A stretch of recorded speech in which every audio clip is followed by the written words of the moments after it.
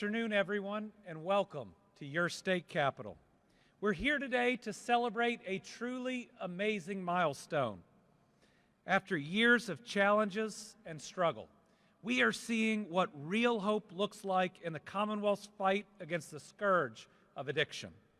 Just last week, we received data from 2024 showing that Kentucky saw a decrease of 30.2% in overdose deaths compared to 2023.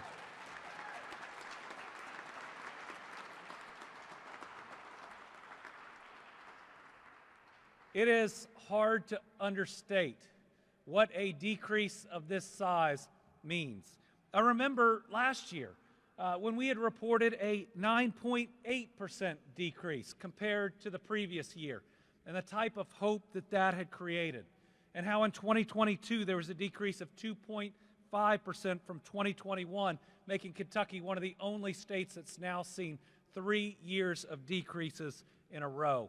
I think about 2022, being that first year since 2018 we saw those numbers moving the right way. It is a hard-fought miracle that we are here to celebrate the third year in a row that overdose deaths have declined in the Commonwealth of Kentucky, which means more Kentuckians have achieved recovery and more of our families have been saved. Thank you all for your work.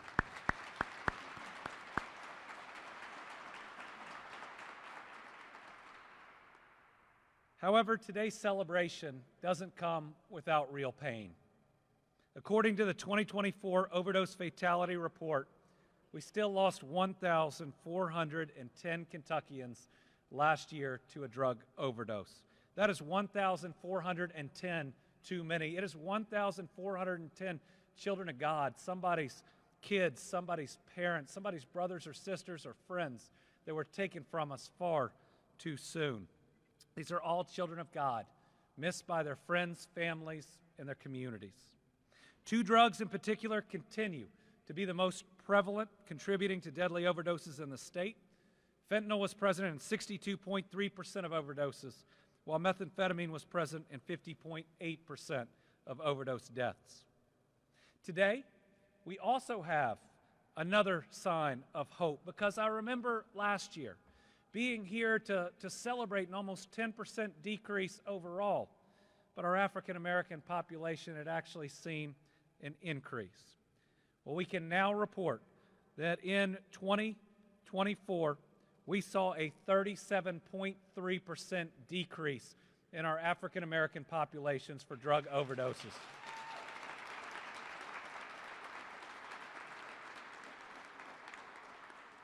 I want to thank everybody who made a day like today happen, an announcement like today happen. I remember a year ago seeing the excitement, but also the hurt, and making the pledge that everybody deserves to see that decrease, because no one wants to lose their friend or family member. This year's overdose report indicates that almost all Kentucky age groups saw a decrease, with the increase only being among those ages 75 to 84.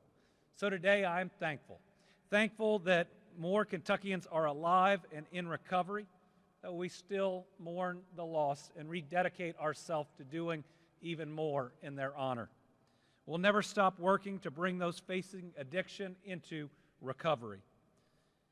All of us have felt the heartbreak of losing somebody, of having somebody's family member walk up to us at an event and tell us that that person that we know is gone.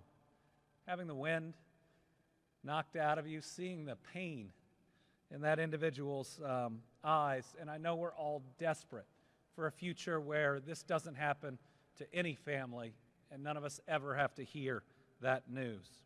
This accomplishment has been a team effort, and we have partners across the state stepping up.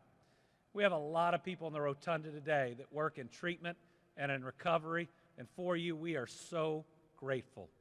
Many of you are in recovery yourself, and you go into the most difficult trauma of your life every day when you could be doing anything else, because it helps other people see a light at the end of the tunnel. It gives hope to those that have maybe lost hope. And so to each of you, a very special thank you for going through that, maybe over and over, and feeling some of your pain repeatedly, but being willing to do so to help that next person and the next person and the next person. And everybody in the treatment and recovery community, thank you for stepping up and doing it every day.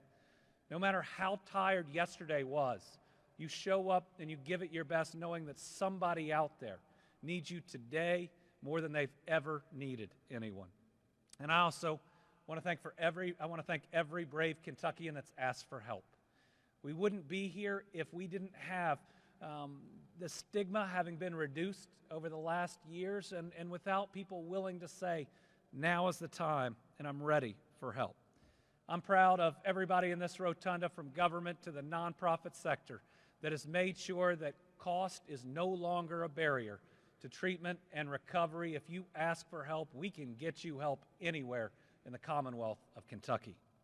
I want to thank those that are out distributing Narcan. Last year, we distributed 170,000 doses. The answer to how many times we ought to bring somebody back who's overdosing with Narcan is every single time. Every time.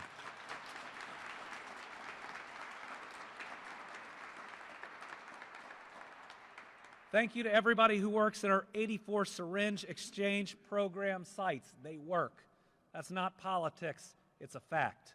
And we need them to continue so we can keep helping more Kentuckians. Thank you to Medicaid. Coverage through Medicaid has been a game changer. Cuts to Medicaid could stop our progress. Last year, over 142,310 Kentuckians got help through Medicaid. Nearly 18,000 Kentuckians received recovery services in their community paid for by the Kentucky Opioid Response Effort. Let's thank CORE for all their funding and work.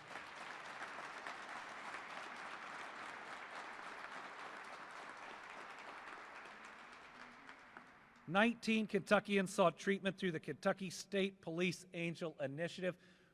What an amazing program, where our state police recognized that sometimes people that they were interacting with just needed help, and creating a pathway that they could come in, ask for it, and we could move them in the right direction. I want to thank everybody at the KY Help Call Center. We had 3,320 incoming calls and made over 14,000 outgoing follow-up calls. Think about that.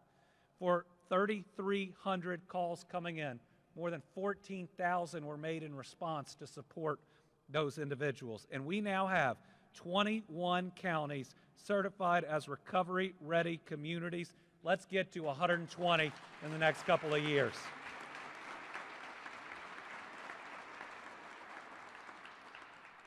Since day one of this administration, we have been committed to becoming a national leader in fighting this epidemic.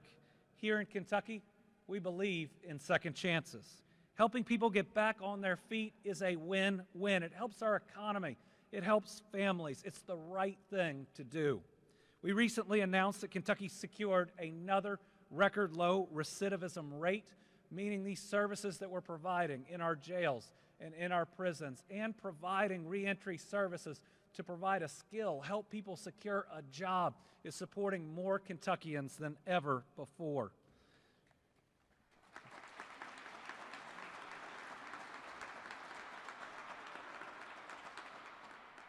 These are our Kentucky families.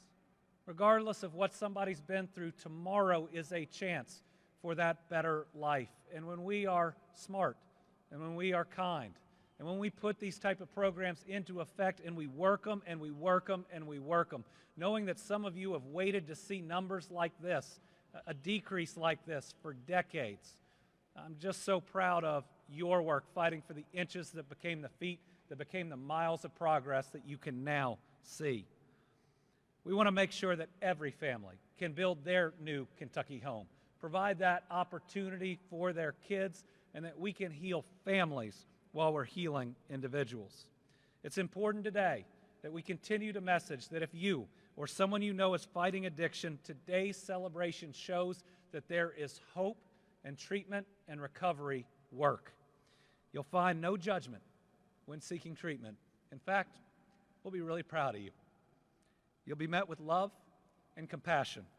To be connected to treatment, call the KY Help Call Center at 833-8KY-HELP. That's 833-859-4357. Before I wrap up and pass it off to some amazing people, I want to do a couple of thank yous. Commissioner Dr. Katie Marks of the Department of Behavioral Health, Developmental, and Intellectual Disabilities for her work.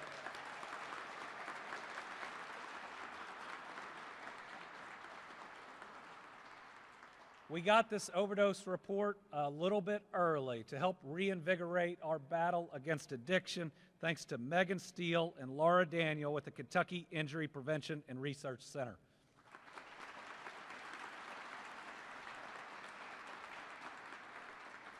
I want to thank all of our law enforcement officers, paramedics, and firefighters who are removing illegal drugs off our streets and distributing Narcan. I've seen firsthand a first responder bring somebody back who I thought had breathed his last breath to give that individual an opportunity to fix and heal their lives. I want to thank all of our state and local agencies who are on the front line, our treatment providers and peer support specialists across the state. Because of you, people can access treatment anytime, anywhere. I think we have the best providers in the entire country. How about y'all?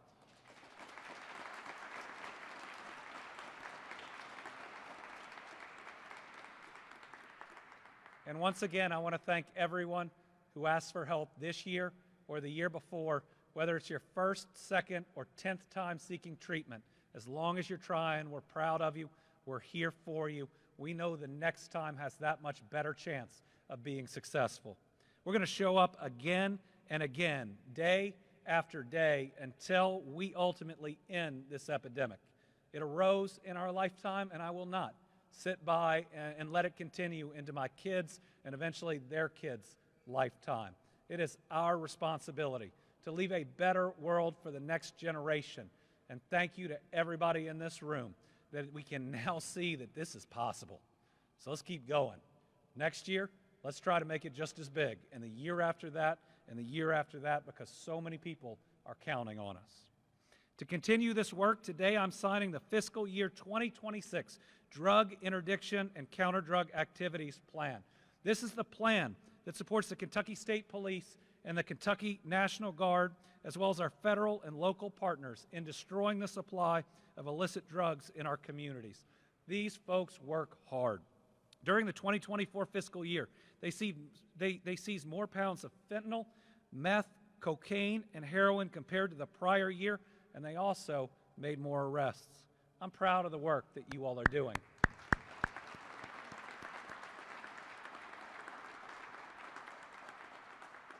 So today, this team is represented by KSP Commissioner P.J. Burnett, Adjutant General Hal Lamberton, and the Guard's Chief of Staff, Steve King. If they and all the other representatives of those agencies would please join me, I'm going to sign the plan, and then we're going to turn it over to our new Cabinet Secretary, a guy who you all know really well and has led us through a lot of challenges, Dr. Stack.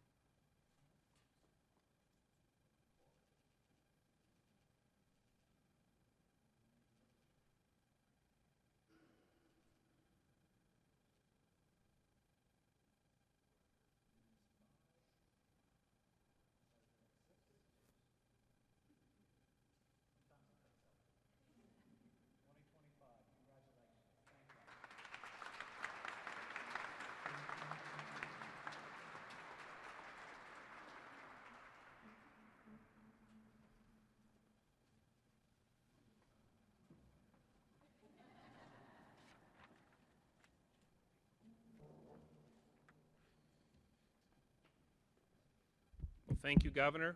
Good afternoon, everyone, and thank you all for being here to be part of Team Kentucky on such a special day as today. Today, at least for me, I feel relieved. I feel relieved that we're able to celebrate a 30% reduction in the loss of Kentuckians' lives to the tragedy of addiction and overdose. I feel additionally relieved that in the African American community, which had disproportionately faced a higher mortality rate, and unfortunately still does, we saw a much larger decrease of 37% in the reduction in overdose deaths last year. I think it's essential, though, that we not lose sight of the people when we talk about these statistics. The people who are our friends, our family members, our loved ones, our community members. Behind every one of these individuals is a story. Behind every one of these individuals is the hope of a life full of potential and opportunity, and all too tragically, the loss of that hope and that opportunity when their lives are prematurely curtailed. This is not about someone else. This is about all of us. Every one of us in Kentucky and every one of us in the United States of America knows someone, if not multiple someones, who have suffered from the difficulties of addiction, and unfortunately, most of us probably know someone not far away who has died from overdose. This is about all of us. This is about all of our communities. It's about all of us coming together to try to do more about this so that we do not stop and we do not tire until we've eliminated this epidemic, until no one needs to die anymore from this problem of substance use disorder, overdose, addiction, and death. Our efforts and our advocacy absolutely must continue, and the governor's given statistics about the impact we've had. He's also talked about the importance of Medicaid.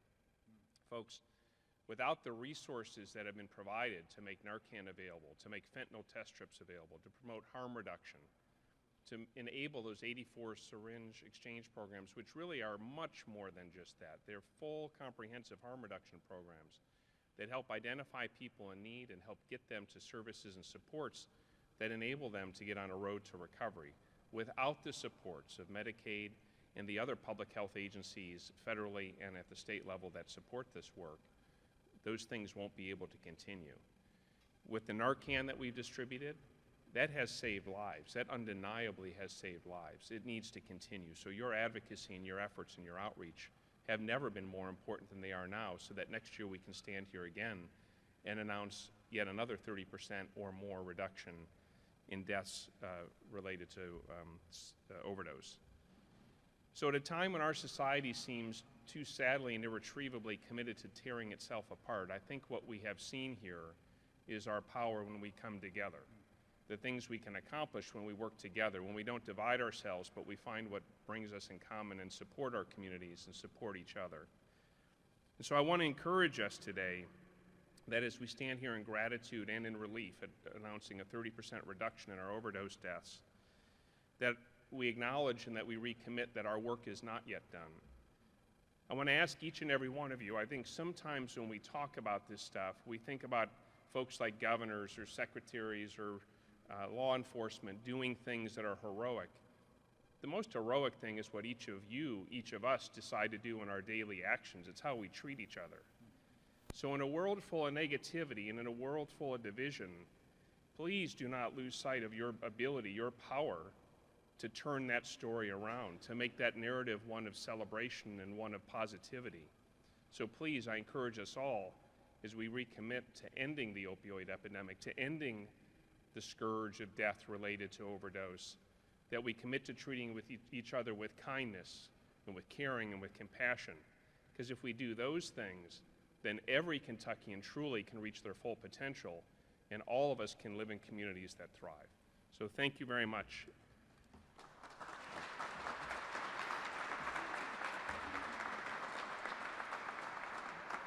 It's my pleasure now to introduce Mr. Van Ingram. Van is the Executive Director for the Office of Drug Control Policy here in Kentucky. There are many heroes in our story and our efforts.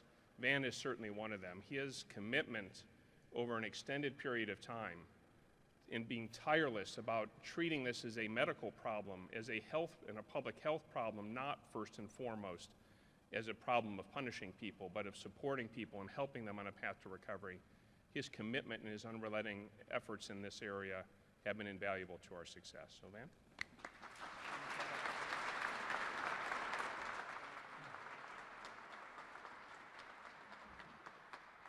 Thank you, Dr. Stack. I was saddened to hear that my good friend Secretary Friedlander was leaving the Cabinet for Health and Family Services, but it did my heart good to see that you're going to be the one to replace him. I know you led us through the COVID COVID-19 epidemic, and I know you'll do a great job with CHFS. Well, this is an exciting day. To say we've been waiting for it is really wrong. We've been working for it. People in this room have been working for it. Our law enforcement friends have been working for it. Our friends from treatment and recovery.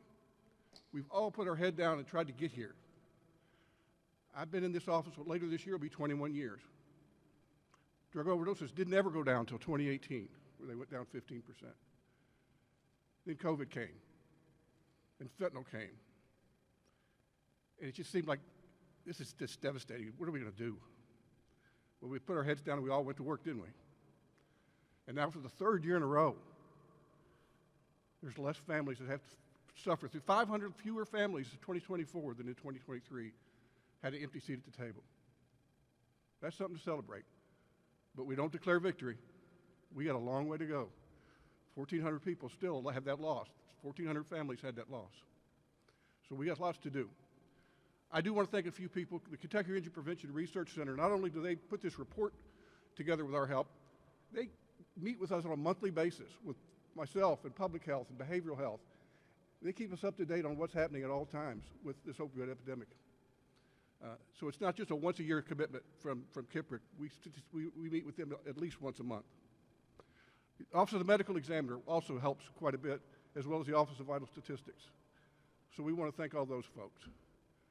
But mainly we want to thank folks from every corner of this state that have worked hard, whether it's a syringe service program, a recovery community center, a treatment provider, a peer support specialist, or just somebody who advocates for those that are sick with this disease. We thank you. I want to say one of the cool things about this job, there's a couple. One, this state really works well together. We don't do any of this in a vacuum. I meet with Dr. Stack's folks all the time, and behavioral health's there with us. Our friends in law enforcement, we all work on this together. Medicaid, always at our meetings, always pitching in. That's the really nice thing about this job. This state really works well together. The other thing is I get to meet people in recovery in every corner of this state. And the young man I want to introduce comes from a corner of this state, Paducah, Kentucky. If you haven't been there, it's a beautiful town. I suggest you go. But Brandon Fitch has been just remarkable at the work he has done in the Paducah and Four Rivers area. What he has done to bring together a recovery community center. Within that community mental health center, they also have a drop-in place for young people. They bought a van and they go out to far-reaching communities in western Kentucky to provide services. And recently, he became one of the newest employees of the Cabinet for Health and Family Services. So Paducah has a big loss, but join me in welcoming Brandon Fitch.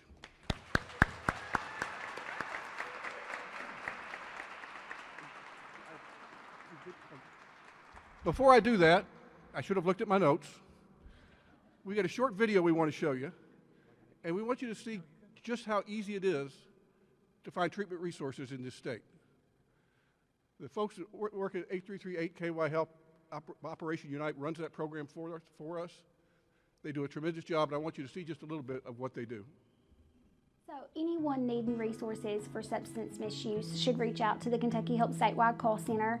A screening and referral specialist is going to take your call. They're going to do a brief screening and collect information that's going to help them connect you to viable resources, and then they will call you back with the resources that you need, whether it be for yourself or a loved one or someone that you're working with. Kentucky Help Statewide Call Center, this is Heather. How can I help you? Great. Now, will he have access to transportation if we can find him a place to go? And what kind of distance are we looking at for traveling? Do you know what kind of substances that he's been using? Do you maybe know when his last date of use was? And would you happen to know how frequently that he was using? Have you been to either residential or outpatient substance use treatment in the past? Have you ever been told that you have a mental health diagnosis? Alrighty, and you're looking to get into a residential program? So at this point in our call, I will reach out to our resources that we have here. It's statewide, and I'm going to make a few calls. And would it be okay if I give you a call back in about 15 minutes and connect you with those resources? And then in the 24-hour period, I like to call back and do a follow-up and just make sure that what I give you is going to be beneficial for him. Does that sound okay? The process is simple. You just dial the number, call, and that's really all you do. Answer a few brief questions, and then we're going to do the rest of the work. So our hours are Monday through Friday, 7 a.m. until 10 p.m., and then Saturday and Sunday, 8:30 a.m. until 5:30 p.m. But any calls that come through after hours are monitored for crisis calls and will be returned within 24 hours.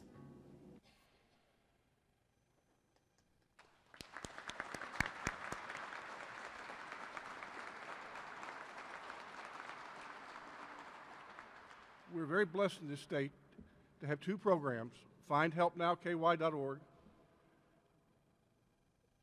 run by the Kentucky Injury Prevention Research Center. It's now includes mental health services, naloxone services, as well as recovery housing, and then 8338-KY-HELP. Lots of states would love to have what we have in those two programs. They do tremendous work for us. So now I'm going to turn it back over to Brandon.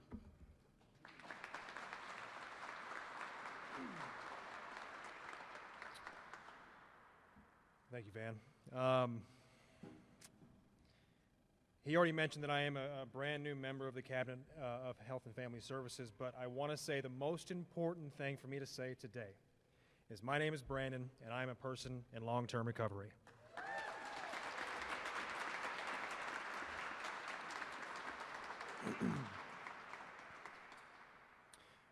You see, hope does not happen by accident. It is built one relationship, one community, and one second chance or fair chance at a time. Today we've heard about some incredible progress Kentucky has made, a measurable, significant drop in overdose deaths.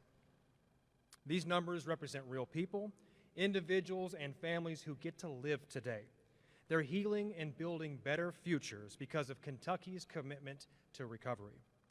These numbers represent proof, and as it was mentioned a moment ago, proof that when we work in the spirit of collaboration rather than competition, we can change the future. And I want to repeat some numbers that were already mentioned today because I wrote them down. As part of Team Kentucky, we're building something powerful in partnerships with communities across the Commonwealth. In 2024, 142,000 Kentuckians, Medicaid beneficiaries, received substance use disorder services. Over 18,000 Kentuckians access core-funded addiction treatment, and nearly 18,000 more received recovery support services. That's powerful. There are now 458 certified recovery residences in this state. That means there's 5,660 beds available for transitional living, and 15 recovery community centers where people in recovery can find connection, purpose, and continued support. And when we talk about support, we have to understand that when a person who has experienced a substance-related crisis like an overdose, we know that recovery is not a one-size-fits-all solution. That's why we are committed to supporting multiple pathways of recovery, because recovery is as unique as every person in this room and every person watching today. I am someone who sat on the other side of these services, a treatment client who found a path forward because people believed in me before I had the opportunity and the courage to believe in myself. Kentucky invested in me, and now I get to be a part of investing back in something beautiful, right here from Frankfort and for all of Kentucky. I am proud to stand here today as part of Team Kentucky, a state that believes in lifting people up, not shutting them out. And yes, we have made progress, but the work is not over. You see, fighting the overdose crisis is like fighting a fire. You don't stop just because the flames are 30% contained. You dig in, you push harder, you keep going until every ember is out, until every life has the opportunity and the chance to rebuild.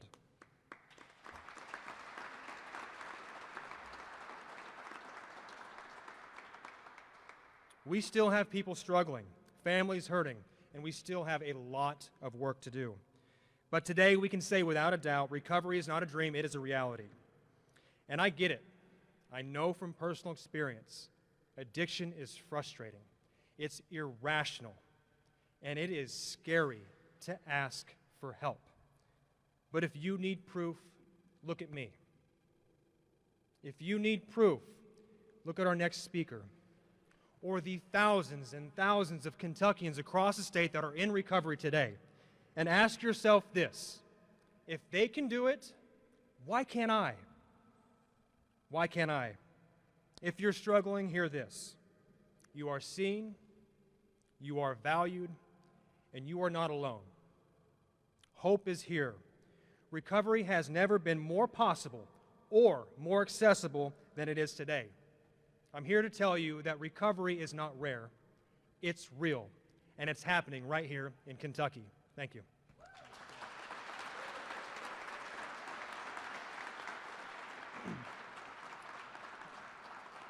So I get the pleasure to introduce the very next speaker, and somebody who I've looked up to for quite some time. You see her throughout Kentucky's initiatives and advocate programs. Tara Mosley Hyde, CEO of People Advocating Recovery.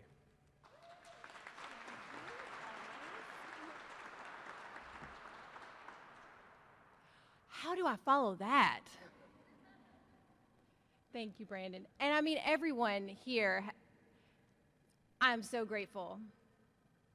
I'm grateful for the moment, but more than anything, I'm grateful as a person in long-term recovery. In April, I celebrated my 14th year of being a person in long-term recovery.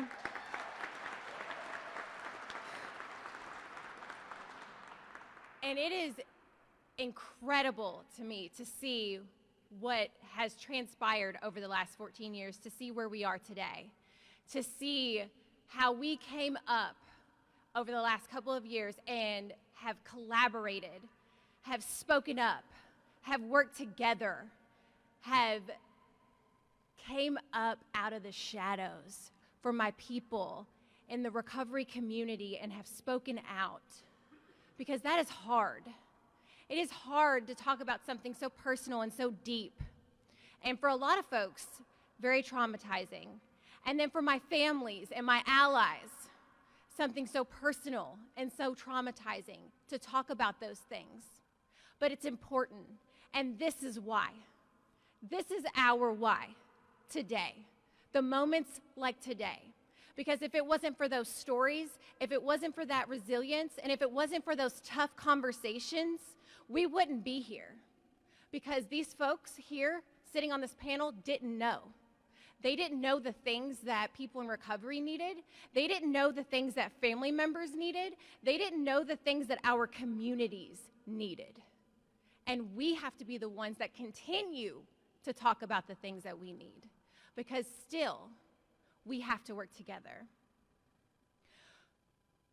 1,410 lives. That's still 1,410 lives and those families that won't be able to celebrate events and celebrate holidays together this year. We have to continue working on the things that we know and the things that are working. We have to continue to collaborate and continue to work across sectors. I work at a nonprofit organization at People Advocating Recovery, and we work to remove barriers for all individuals who are in or seeking recovery. We work with Van Ingram at the Kentucky Office of Drug Control Policy all the time. We work with the Cabinet for Health and Family Services all the time. We work with Louisville Metro Police Department all the time. Work across the aisle, work across sectors, because we have to work together. This is a community problem, and we have to work together. And not only that, but we need to continue to invest in the things that we know that are working. And I'm so excited to continue in this work and to continue in this space, because we know that even with the current federal uncertainty, I'm still excited to see all of my community members here today and their continued commitment to working in this collaborative space and working together, because that's where I want to live and where I want to stay. And I want you to know, and everybody out in TV land to know that I'm committed to being here, and I will show up, and I will show up to the governor's office often, and still work together, because this is about us. This is our community, and we're here, and we need to work together. Recovery is lifelong. It's not just in the moment. It's not just a month. It's not just a year. It's not even just 5 years. I celebrated 14 years of recovery, and every day I learned something new about myself. And recovery is a beautiful thing. I get to do all kinds of amazing, wonderful things. Treatment is a chapter in that long book of life of recovery. So let's consider all of the beautiful different recovery support services that are available in our communities. Let's remember to make those connections and continue to build that community. And we will continue to do that when we continue to invest. That's all I have.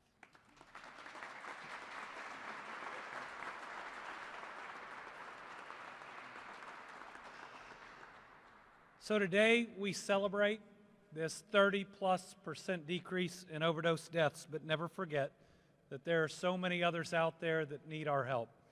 While we announced this last Thursday, it's only right to have those in the rotunda today and those watching that have put in this hard work here for this celebration.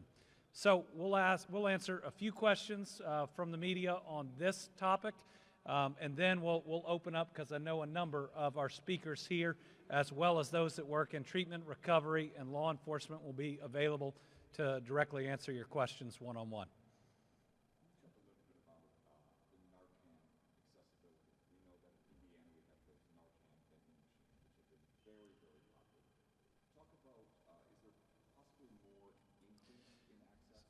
So every year we've worked to make Narcan more and more accessible, whether that's at a pharmacy, whether it's through a lot of organizations that are out there, whether it's through state funding, local funding. Narcan saves lives, and anyone who's worried about someone that they know overdosing needs to have access to Narcan. I remember when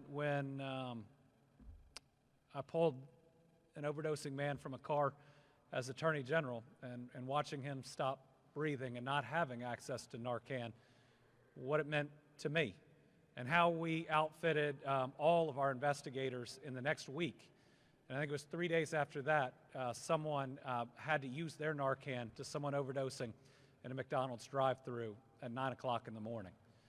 Narcan is absolutely critical to have out there, and these potential federal cuts would mean the loss of lives. Less Narcan, less people we save. So we're going to continue to do everything we can on a state level, and I know we're joined by our nonprofits and others to make it that much more accessible. Because we're living in an age where, especially with fentanyl, the drugs are more powerful than they've ever been. The chance of an overdose is that much greater than it's ever been, yet still we've seen this large decrease. Right, today we talked about the decrease, but we didn't talk about the fact that we're seeing it even in the face of the most deadly drugs we've ever seen. Narcan, treatment, recovery, drug seizure are all how that's happened.